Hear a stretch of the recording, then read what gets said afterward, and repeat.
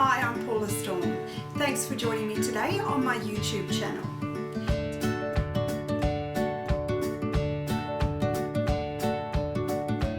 Today I'm showing you my needle turn without the needle turn technique to create our gorgeous little flower block for the Project 48 quilt. Of course, you don't need to do this technique for this block. You could do this block in any way, but I just wanted to show you this different technique. First of all, we've got our project pattern page. You can print this out on 2 A4 sheets. Just make sure you print it actual size. You don't want your printer to shrink it down. And I've got a little 1-inch square up here that you can use to make sure you've printed it out the right size. What I've also got here is my background to my block. Now I like to start with a block that's a bit bigger than we actually need. So this is a 10-inch block. And then I also cut out a little freezer paper template. So this is just one layer of freezer paper. I cut out a 10-inch square to start with, and then I drew another line 1/2 inch inside that 10-inch, so I end up with a perfect 9-inch square, which is what we're going for in this block.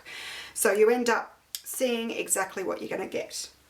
You also need some fabrics. Now I like to work in quite a scrappy way, so I've picked out 7 different fabrics for my petals, and I've picked one fabric obviously for the center of the flower. You could of course do all of the flowers in one particular fabric, so you could do all of the smaller petals in one fabric, all of the medium size in another, and all of the large in another.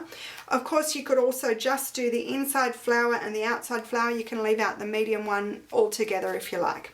Okay, so let's get started. The first thing we need to do is create some templates. I like to use freezer paper. So what you need to do is take 2 pieces of freezer paper. So I've got 2 pieces here, and we need to iron them together. And you want to iron them right sides down. So freezer paper has that shiny side and the paper side.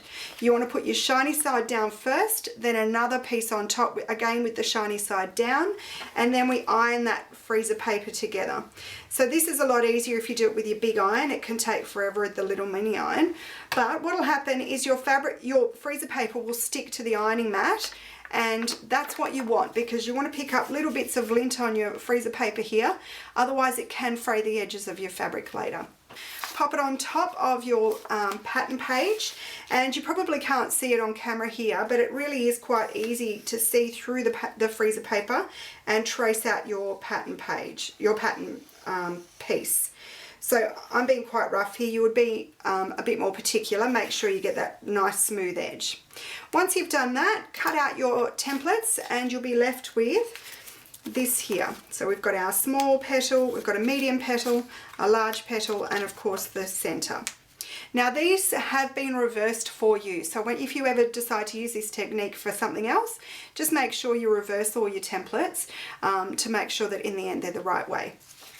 Okay, so let's get going. Let's grab some fabric. I'm going to start out with the center.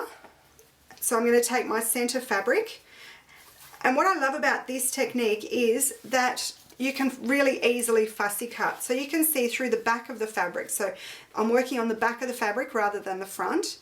I can see through that design, and I can see a really nice little swirl there that I want to use. So I'm going to lay my pattern piece on top with the shiny side facing down, and I'm going to make sure that I've got at least a 1/4 inch all the way around. So with traditional needle turn, you want quite a scant seam allowance, but with this technique we can be really generous with our seam allowance, and actually it's easier if you do use a really generous seam allowance. So iron that template onto your fabric, making sure it's stuck down really well, and then I'm going to come in with my scissors and trim away the excess. There we go. So that's the first piece. Next step, I'm going to make sure that's ironed on really well, because the cutting out process, sometimes the edges lift up a little bit, so just give it another iron. And then what I'm going to do is take my applique brush. So you should have filled this up already with your starch. As I said, this is a starch. The recipe comes in your applique brush set, and you want to make sure you paint the edges of this fabric until it's really soaking wet. Then we're going to take our Hera marker, is what I usually use, but anything with a point, and I'm going to use that point to hold the fabric, pull it across the freezer paper template and make sure it's nice and taut.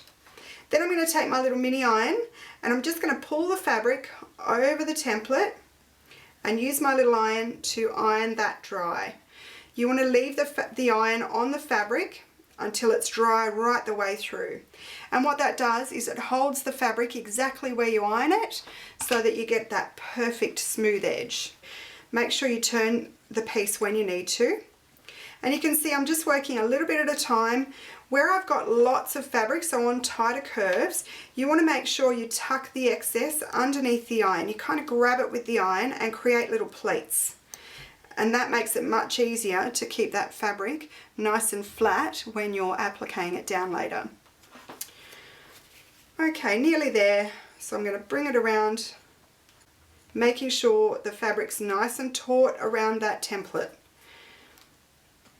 And you can see here, if I get too close to the edge, it starts to fray the fabric. That's why we want a nice generous seam allowance so that you don't fray those edges out. If you need to, you can always come back in later and trim away some of that excess seam allowance so that you're left with, you know, a nice 1/4 inch inside your piece. To be honest, unless I'm working on really small pieces, I don't usually bother. I will leave it like that. So there we go, that's our first piece done, and you can see we've got that really nice little fussy cut shape there. As soon as that's dry and it's cooled down, so you make sure the starch is dry all the way around, I can then just peel the fabric back. I can be as rough as I like and peel the freezer paper template out, and you can see it will just pop straight back into place where I ironed it. So there we are, that's our first piece for the applique. Okay, so let's make the rest of our pieces now. I'm going to take my 3 templates for the petals and I'm going to create one of each size petal in each fabric. When you're cutting out these pieces, because the bottom edges are going to be tucked underneath, you can just trim them clean across the bottom. You don't need to turn that edge under. So I'm going to finish up making all these petals, and when we come back I'll show you how I put the whole thing together.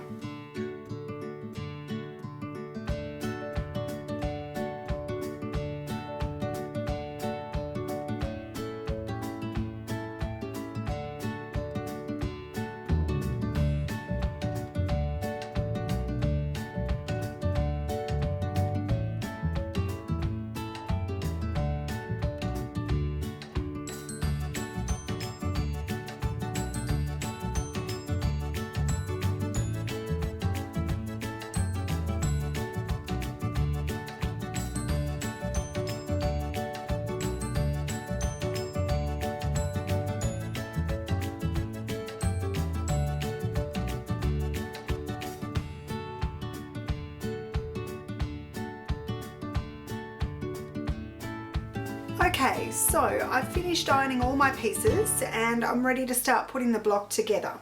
So what I've done is I've put 3 fabrics together that I like the look of. So I've kind of separated them between one purple, one blue, purple, blue, so that I get a nice even spread of colours.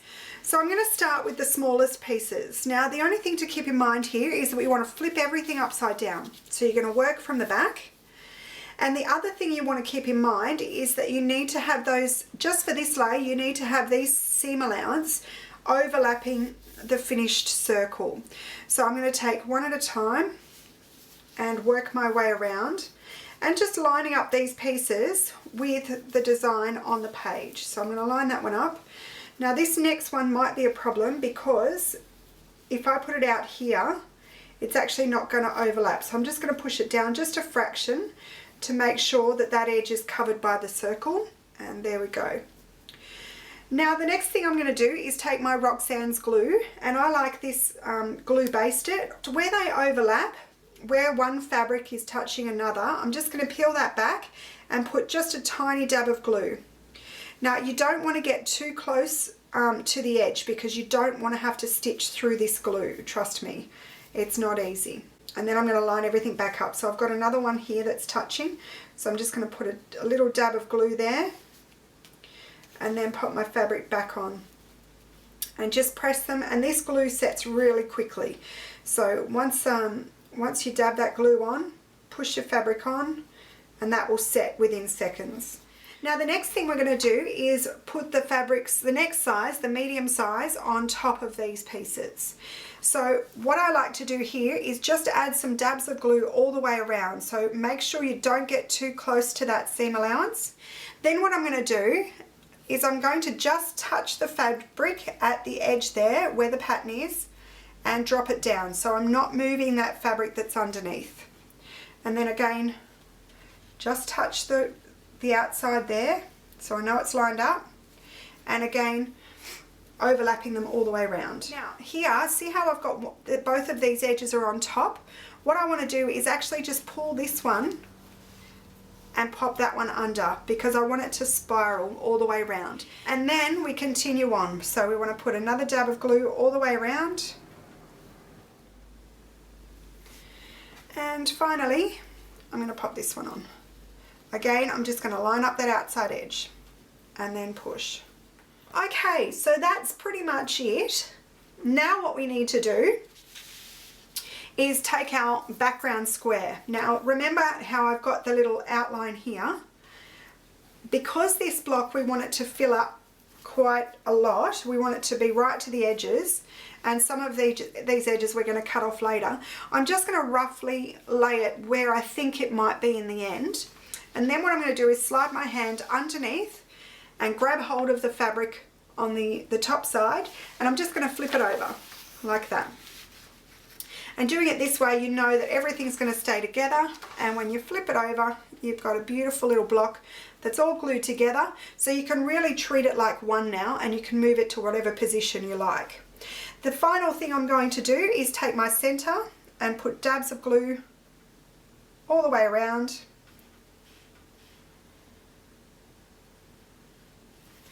And then I'm going to place it on top and make sure that it covers all those raw edges. So there we go. So there we have all of our pieces all ironed on. Now this is when you can play. If you want to, you can spin it around. So I really want to get these little eyes showing. So I don't want them to be overlapping the outside of the block. So I'm going to spin it around. The other thing I want to do is make sure I get some of these bees from the background showing. So I think I kind of want those eyes around there. And then I can adjust, and depending on what fabrics I really want showing, I can move it to where I want it to be. Now keep in mind that wherever that tape is, that's not going to be on the finished block. So if you want to, move it around until you're happy with the layout. When you are happy with the layout, all you need to do is peel back some of these petals, put some more glue on,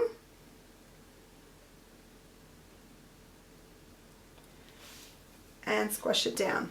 Now I really try and only keep the glue in the seam allowance, because in the end you might find that this block's a bit heavy, and because you've got so many layers of fabric, you may actually want to, in the end, cut open the back and trim away all of the seam allowances from these petals from behind. And then this is the last one. I'm going to make sure that this is glued down really well in the center. Any bits that are a bit loose, just add a dab more glue. And there we are. That's our finished block. So now we can go ahead and hand stitch it down. Now I like to use a really fine thread. My absolute favorite is the Kimono Silk from Superior Threads. This thread is just so super fine, and no matter what fabrics you're using, you can use either a white or a grey and it will just blend into whatever you're working on. The other thing I recommend is my applique needles. So these needles are my fine applique needles. They're super fine, so it's really easy to applique and make those stitches totally blind. So get yourself a good needle, get yourself some nice fine thread, and then you just want to hand stitch it down. If you are not into hand stitching, then you can absolutely take this to the sewing machine and do a nice blind stitch around the outside. Maybe you could use a monopoly threads that are invisible. That would be nice, but I've actually had a lot of people who are absolutely not hand stitchers have a go at this technique, and they found that they really enjoyed the hand stitching part. So there we go. I'll come back once that's finished, once I've done the stitching. Then what we're going to do is just trim away the outsides and cut our block to size. And there we have it. Our finished block now is completely finished. I've hand stitched all of the edges of the fabric, and then I gave it a really good press, and that's really important to get everything laying nice and flat. And then I starched my fabric to make sure it has a little bit of body, and that will help stop fraying because you're not going to be sewing this straight into a quilt. So I've trimmed it to size, so I've just gone around into the outside and taken a 1/4 inch off all of the edges because mine didn't seem to shrink up very much. But I would suggest just use your ruler and make sure that the block is 9.5 inches when you've finished trimming it. So I hope you've enjoyed making this block, and I'd love to see what you're making, so make sure you post those pictures on the Project 48 Facebook and Instagram pages. I'm Paula Storm. See you next time.